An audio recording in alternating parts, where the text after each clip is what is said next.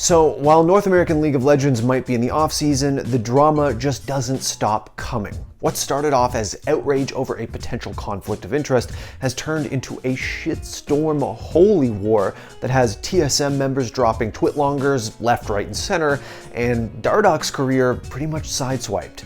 This is a total mess.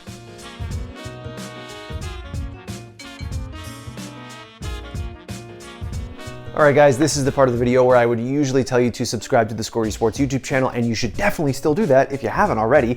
But did you know that we are fairly regularly now streaming live on Twitch? Go to twitch.tv/theScore Esports and give us a follow. You won't regret it.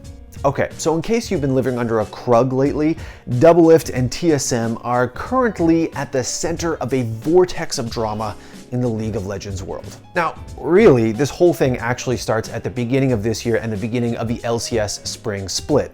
You see, Doublelift is playing his 5th split for Team Liquid. He's won 4 LCS championships back to back. He starts spring and he just totally shits the bed. So that's nice, but for now, don't like it. Ooh, Doublelift getting caught out there. Flash follow from Afromoo. Oh, baby, that's the setup. If you look at only his body of work, this split, he is probably the worst AD carry in the league right now, which is so inexcusable from a player. Criticism for Doublelift's play comes in hot and heavy. For his part, he says he's lost motivation to continue competing at a high level. He gets sick, he gets benched, and all of a sudden he says, oh, hold on, I've got my motivation back. Well, too little, too late. After 2.5 years, Doublelift gets booted off Team Liquid and ends up on TSM. The prodigal son returns. Did you shower? Mm-hmm. You should change. I have something better for you. Oh, thanks.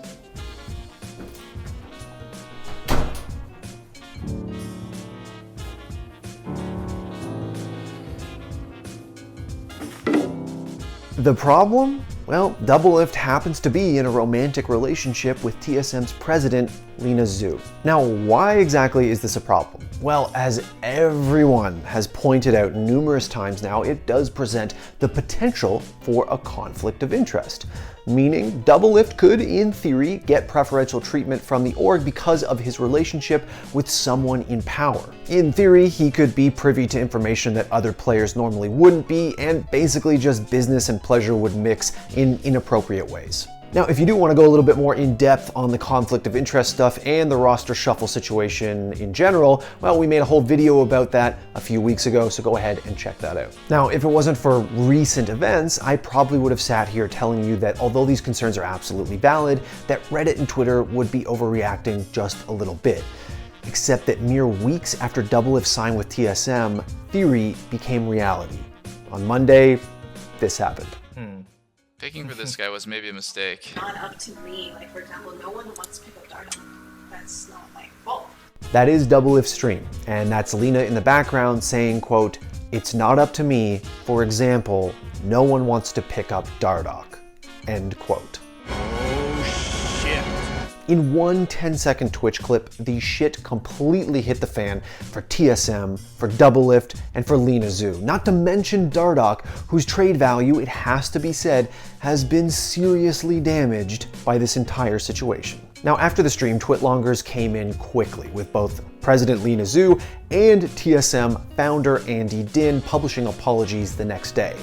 The problem is, they both kind of missed the mark. Leena's, unfortunately, is a little bit self-serving and misses the mark entirely when it comes to the actual problem.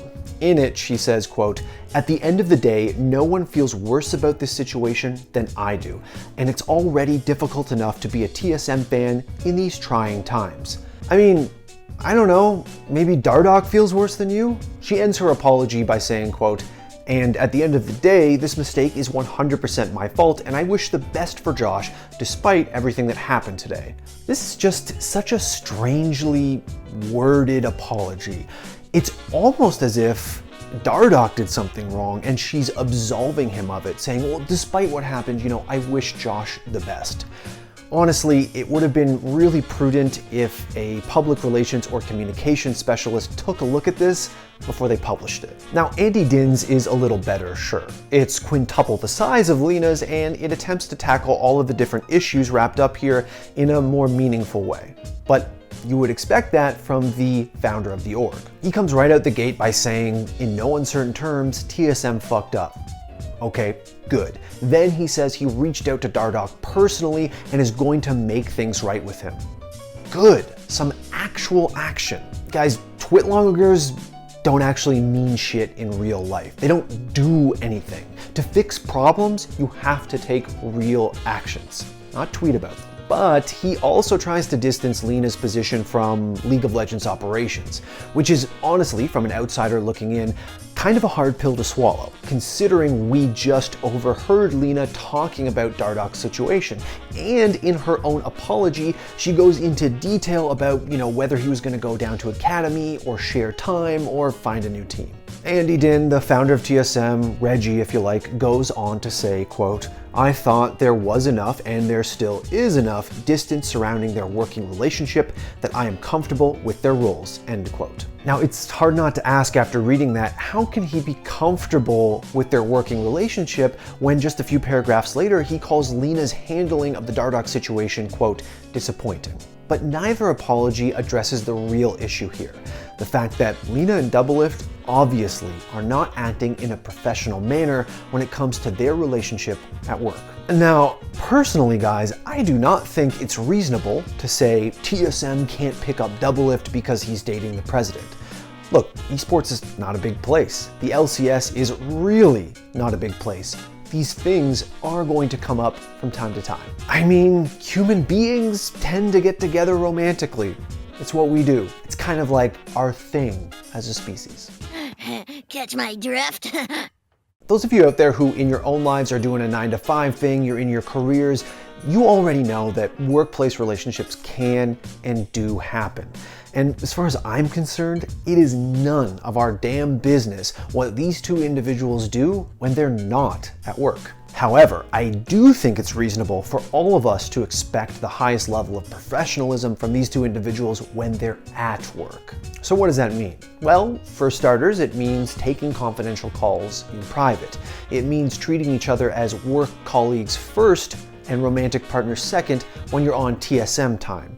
It means not interacting with each other too differently than you would if you weren't dating the person. Despite what's been posted on Reddit, the core issue here has nothing to do with Doublelift's Lenovo PC or his OBS settings. It isn't about Leena having a confidential call while he's streaming. It's about her having a confidential call while he's in the same room.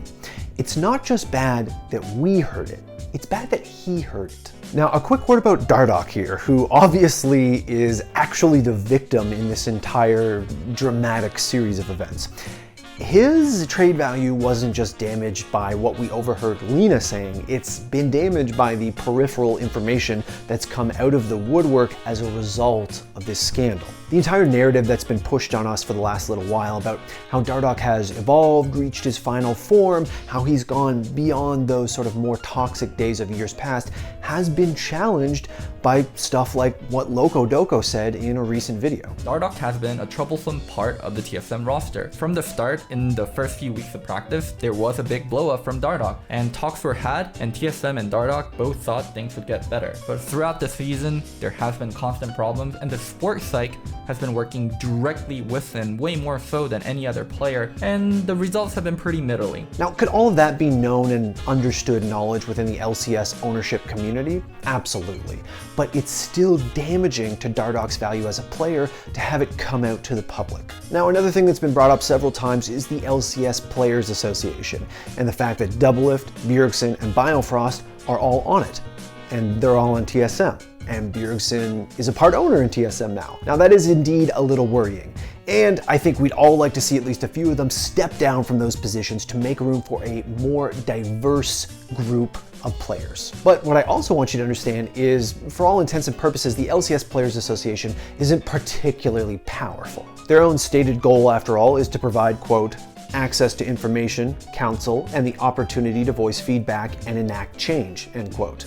Remember, we are talking about League of Legends here. It's an esports space where Riot, the game publisher, basically has total control over the ecosystem. There's only so much a players association is going to be able to do.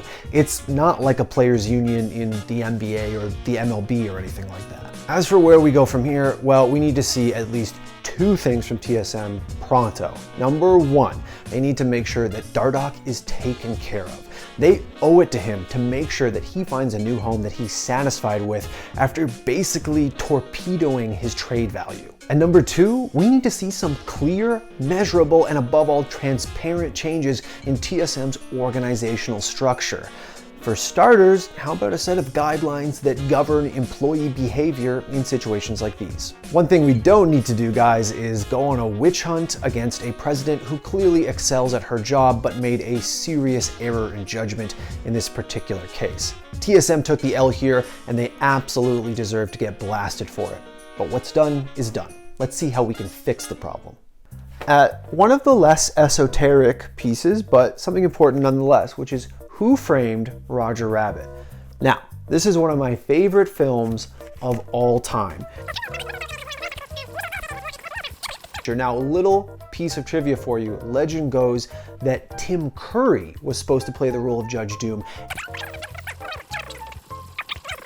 2 hours later. Really kind of layers to this movie. It's deep, dude.